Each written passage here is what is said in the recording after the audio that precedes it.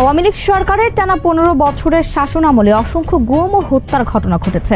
এসব ঘটনায় ক্ষমতাসীন দলের নেতাকর্মী ও তৎকালীন প্রশাসনই শুধু নয়, বরং প্রতিবেশী দেশ ভারতীয় কর্তৃপক্ষের জড়িত থাকার প্রাথমিক প্রমাণও মিলেছে।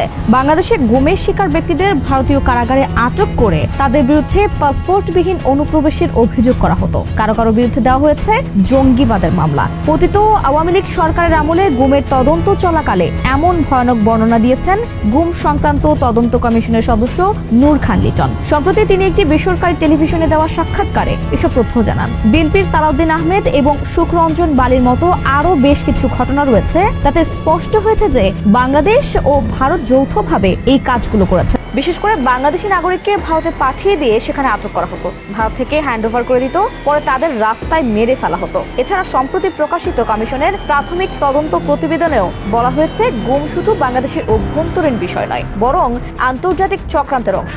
যুদ্ধাপরাধে মৃত্যুদণ্ডে দণ্ডিত বিএনপি নেতা সালাউদ্দিন কাদের চৌধুরীর ছেলে হুম্মাম কাদের কমিশনকে জানিয়েছেন, তাকে যে গোপন বন্দিশালায় রাখা হয়েছিল সেই সেলের বাইরে কাউকে কাউকে হিন্দিতেও কথা বলতে শুনেছেন তিনি। কমিশনের তদন্ত প্রতিবেদনে আরো বলা হয়েছে, র্যাবের গোয়েন্দা শাখার অভিযানে যারা সক্রিয় ছিলেন তারা জানিয়েছেন ভারত ও বাংলাদেশের নিরাপত্তা বাহিনী বন্দি বিনিময় করত। এ প্রসঙ্গে প্রতিবেদনের তদন্ত কমিশন সুপারিশ করেছে, বাংলাদেশি কেউ ভারতে গুম রয়েছে কিনা তা পররাষ্ট্র ও স্বরাষ্ট্র মন্ত্রণালয় সর্বোচ্চ জোর দিয়ে দেখতে পারে।